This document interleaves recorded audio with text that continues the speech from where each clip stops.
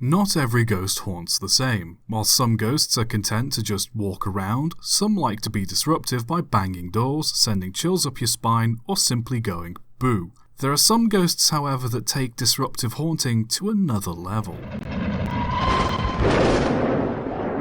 It was a rainy night in 1867, just outside of Mesa, North Carolina. Conductor Joe Baldwin was riding in the caboose at the back of a goods train late one night headed towards Wilmington, keeping the time and sorting out paperwork. He suddenly noticed that the train seemed to be slowing down, only to find that the caboose had become uncoupled from the rest of the train and was slowly coming to a stop along the line. His biggest concern wasn't being stranded, but rather the passenger train that was scheduled to follow shortly behind his goods train. If it hit his caboose at full speed, there would likely be a fatal accident. Choosing to prevent the crash, Baldwin stood at the back of his caboose and waved his red light to warn the oncoming train. The driver spotted Baldwin, but it was too late for him to stop completely, causing him to collide with Baldwin's caboose. The driver had slowed the train down enough to minimize damage and save his passengers, but Baldwin died in the collision, having been decapitated in the wreck. His lantern was flung out of his hand and into the nearby swamp.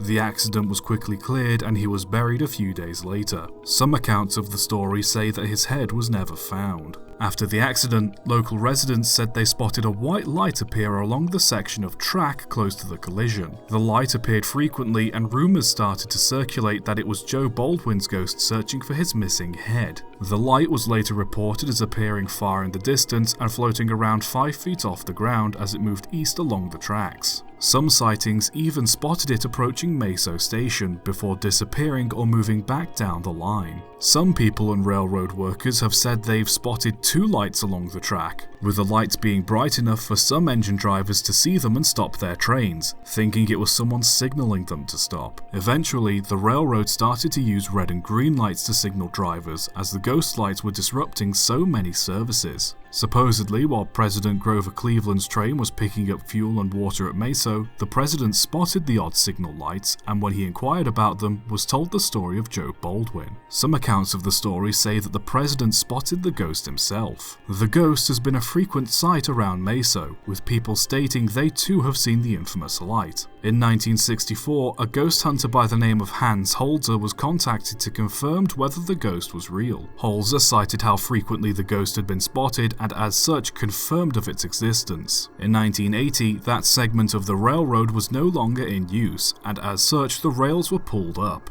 Since then, sightings of the ghost have greatly diminished, with only a few people spotting the light here and there. Some have proposed the more logical explanation that gas being released by the nearby swamp was refracting lights from the nearby town and highway. While there have been experiments done that give this theory some merit, many first-hand witnesses to the ghost light noted how the light looked distinctly like that of a kerosene lamp, and not like other lights in the area. Maybe people were just seeing things going up and down the line. Maybe it's a hoax, maybe it's real. Whatever the case, if the ghost of Joe Baldwin is still out there, looking for his head, then I wish the best of luck to him, because he certainly needs it.